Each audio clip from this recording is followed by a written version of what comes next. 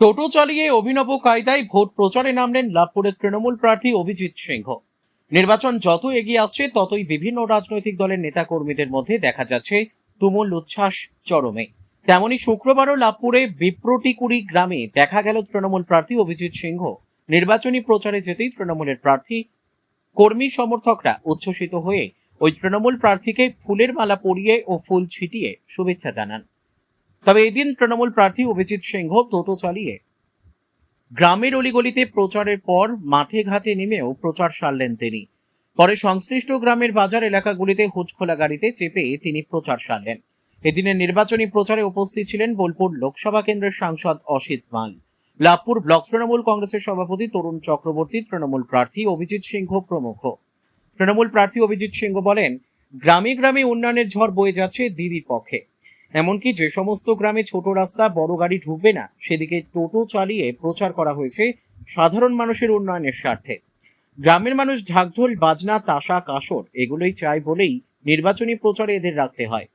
তিনি আরো বলেন, মানুষ প্রমাণ করে দেবে এবার বীরভূমের 11/0 হবে।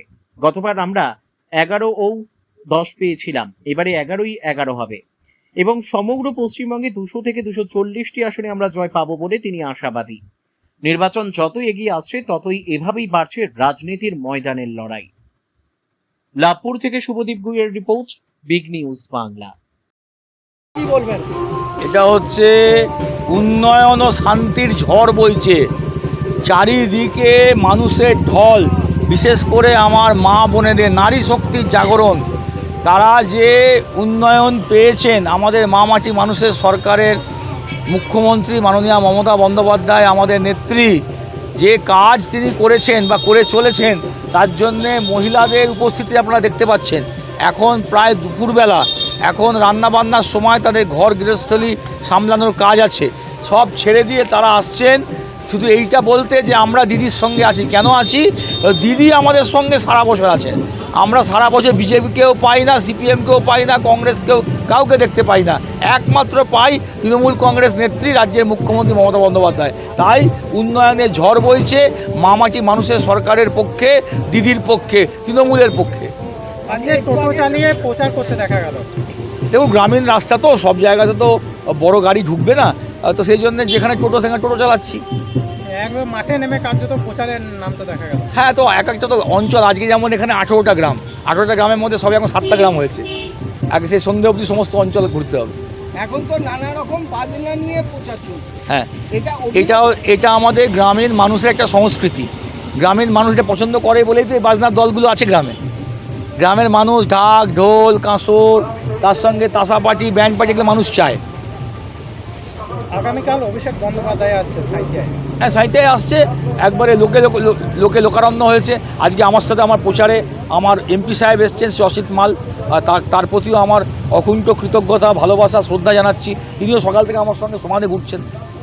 গতকাল সিউড়িতে প্রধানমন্ত্রী এসে বলে গেছেন যে এবছর 11টা আসনেই জিতছে তারা বীরভূমে। দেখুন, এগুলো তো যে কেউ বলতে পারেন।